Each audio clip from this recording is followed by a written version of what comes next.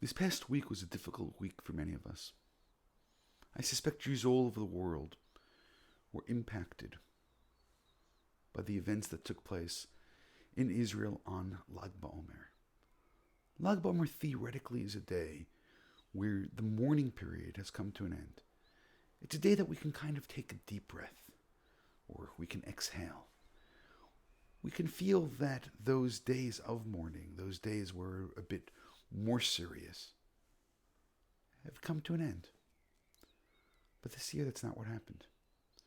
This year, instead of taking that breath and that celebration, this year we all had to take a different kind of breath when we heard the news of the terrible tragedy of the people that were killed trying to celebrate Lag BaOmer, specifically in a place which is called Meron. Among all those that died, one of them was a fellow who had come to my classes. And it struck home. It was personal. But the truth is, it doesn't have to be that we know somebody who was there to feel it. I mean, truthfully, before I found out that this young man was there, I felt completely devastated. I had a hard time that day, hard time concentrating, thinking, and my mind kept going back. And then I found out that I actually had a student who was there, and then it became all the more profound and personal. I want to share with you a thought from someone who is a survivor. And for a lot of people, he's the most articulate survivor. His name is Elie Wiesel, and he said something, or perhaps really hinted at something, which is a verse in this week's Parsha. The Talmud tells us of a disagreement between a man by the name of Ben Petura and Rabbi Akiva. The argument was, if two people travel together and they're in a place where there's limited resources and only one of them has water, and if that water is shared, they'll both perish. If that water is kept by the person who owns it, he'll live. So the Talmud discusses, what do you do with the water? And Ben Petura said, nonetheless, despite the fact they're both going to die, Ben Petura says you share the water.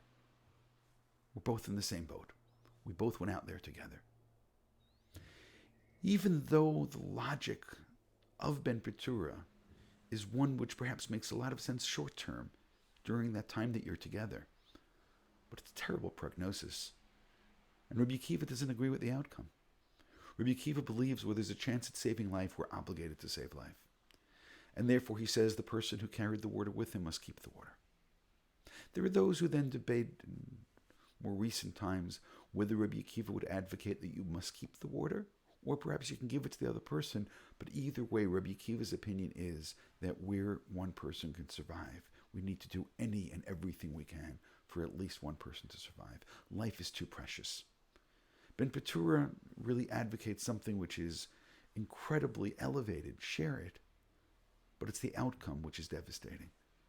And Rabbi Akiva insisted we need an outcome of survival. But the verse which is used is a verse from this week's Parsha. And it says, V'chei achicha imvach.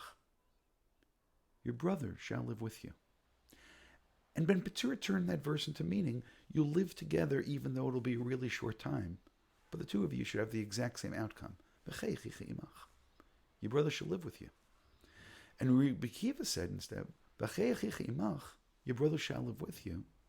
You need to be alive first before you can start taking care of your brother. V'chei achicha imach, chayecha kodmin. We're all obligated to take care of ourselves. And only then, Rabbi Akiva says, we have to take care of others. And let's make no mistake about it.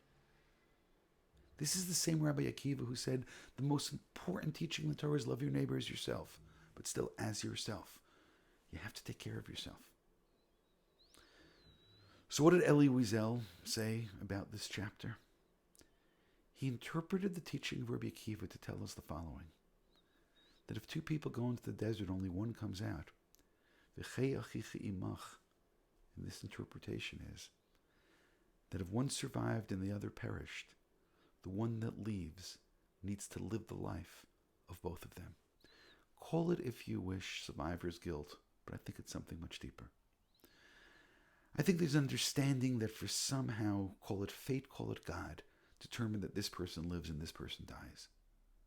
But the fact that somebody died and someone else lives creates a relationship which lasts forever. And perhaps that's something that we should keep in mind, those who walked away from the mountain and survived what happened at Meron. Those of us who survived all kinds of other events in our lives need to think about those who didn't survive. Elie Wiesel, as a survivor, felt he needs to live the lives of those family members that didn't. The idea is profound, because what it means is we can't explain why God does things. We're beneath that pay grade. If God will reveal to us one day all the involved calculations of every single event that took place, that's wonderful. But we can't speak for God. We can't decide why things happen. But what we can do is we can try to come out of events that took place and lead full lives. That's the obligation of survival. And perhaps the message is that not only do we need to lead lives which are full lives, we need to lead our lives keeping in mind of those who are no longer here with us, or perhaps quite the opposite. We need to make sure that those who aren't physically here with us are always here with us.